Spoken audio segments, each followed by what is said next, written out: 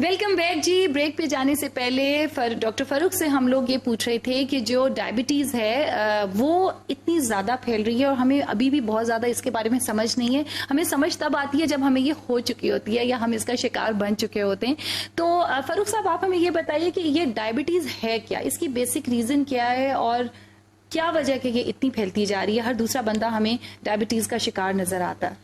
Diabetes है क्या, इसके बारे में तो मेरे ख्याल से अब तो हर पाकिस्तानी ही जानता है क्योंकि इतनी ज्यादा नाम फेमिलियर है, नाम तो फेमिलियर हो चुका है। इसके अलावा लोग भी अब इतने ज्यादा, क्योंकि सोशल मीडिया, आपके इंटरनेट ने इतनी ज्यादा अवेयरनेस लोगों में देती है कि now everyone is aware of his health. तो डायबिटीज बेसिकली जो उसको उर्दू में ज़ियाबतीज या कॉमन वर्ड में शुगर कहते हैं, ये स्टार्ट उस टाइम होती है जब बल्कि इसके मैं आपको बताना स्टार्ट करूंगी, प्री डायबिटीज एक ऐसी फेज है जिसमें आप डायबिटीज की तरफ जाना स्टार्ट कर लेते हैं, आप प्रोन हो जाते हैं।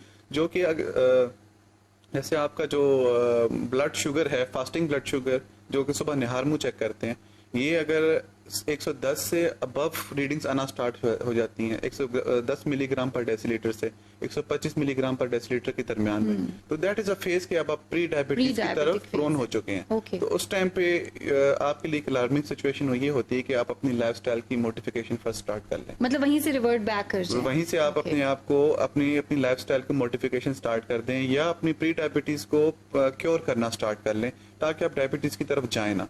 जब आपका जो फास्टिंग ब्लड शुगर है 125 मिलीग्राम या 126 मिलीग्राम पर डेसीलीटर से आगे निकलना स्टार्ट होता है, देन दैट मींस कि आप जो है डायबिटीज जो है आपका शिकार हो चुके हैं। लेकिन क्यों होते हैं? I mean this is our lifestyle से जब आप बात करें कि हम बहुत ज्यादा खा रहे हैं, अगर इसको आसान अल्फाज में हम अपने नाज़रीन को बताना चाहें कि हम बहुत ज्यादा खा रहे हैं लेकिन हम उसको कंज्यूम नहीं कर रहे। जी जी, असल में ये होती इसलिए है कि इसमें सबसे ज्यादा जो बड़ा आपका जो किरदार अदा कर रहा होता है वो आपका पैनक्रियास प्ले कर रहा होता है, जो आपका लबलबा प्ले कर रहा होता है। उससे आपकी जो इंसुलिन बन रही होती है वो आगे फर्दर आपकी बॉडी में जो जाके प्रॉपर या तो काम नहीं कर रही होती, उसके रिसेप्टर्स जो होते हैं वो डिसेंसिटाइज हो जाते हैं, या वो विद टाइम इंसुलिन डेफिशिएंसी का शिकार हो जाते हैं, जो लेटर एजेस में जाके होती है, जिसको हम टाइप 2 डायबिटीज कहते हैं।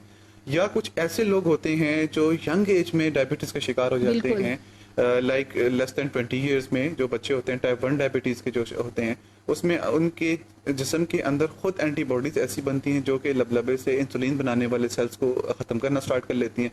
तो बेसिकली डायबिटीज का सारा ताल्लुक आपकी इंसुलिन के साथ और आपके लबलबे के साथ होता है। जी, लेकिन फरूक साहब, आपने जैसे बच्चों में इसका जिक्र किया, तो ये तो जेनेटिक्स भी फिर कुछ रोल प्ले करते होंगे ना? बहुत स्ट्रॉन्ग रोल होता है इसके अंदर। आपकी मदर, आपके फादर, आपकी फैमिली हिस्ट्री बहुत इंपॉर्टेंट होती है। स्ट्रांगली जो होता है इसमें हिस्ट्री का जेनेटिक्स रोल प्ले कर रहे होते हैं डायबिटीज की प्रमोशन में, आगे फैमिलीज में ट्रांसफर होने में।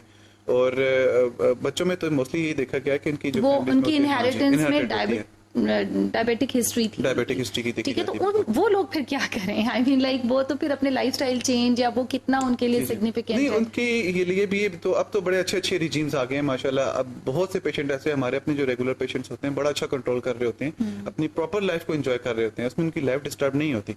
उनका अपना जो इंसुलिन होती है उनको स्टार्ट से इंसुलिन पे डाल दिया जाता है, क्योंकि आपके जिस्म की अपनी इंसुलिन तो होती नहीं है, उनको बाहर से इंसुलिन पे डाला जाता है। और जो रिजीम्स वो फॉलो कर रहे होते हैं तो उससे उनकी डायबिटीज को एक बड़ी स्ट्रिक्ट रेंजेस में रखा जाता है, क्योंकि अर्ली लाइफ में बहुत स्ट्रिक्ट रेंजेस को फॉलो किया जा रहा होता है। तो जैसे वो अपनी नॉर्मल रूटीन पे होते हैं तो उसने अपनी चीजों को, अपनी फूड को, अपनी लाइफ को नॉर्मल एक हेल्दी इंडिविजुअल की तरह गुजार रहे हैं। बिल्कुल, मैं इसी तरफ से यही आपसे पूछना चाह रही थी कि जो एक डायबिटिक पेशेंट है या जो ये बच्चे हैं, कितना मुश्किल है इनके लिए नॉर्मल लाइफस्टाइल को अडेप्ट करना, लाइफ के चैलेंजेस का सामना करना, और उनको क्या एक्स्ट्रा प्रिवेंटिव मेजर्स लेने पड़ते हैं? फियर्स बहुत ज्यादा होते हैं पेशेंट्स में। जब आप देखें ऐसे बहुत से लोग मेरे पास आते हैं जो वंस दे नो दैट कि हमें डायबिटीज हो चुकी है, तो उसके बाद वो एकदम से डिप्रेशन का शिकार हो जाएंगे, फैमिली प्रेशर का शिकार हो जाएंगे। स्पेसिफिकली लड़कियां मेरी वो उनकी जो होती हैं वो कहना शुरू कर देंगी मेरी बेटी को शुगर है, तो उनके रिश्ते का मसला शुरू हो जाएगा, उनके ये इशू स्टार्ट हो जाते हैं, घर में किसी को ना पता चले, मोहल्ले में किसी को ना पता चले।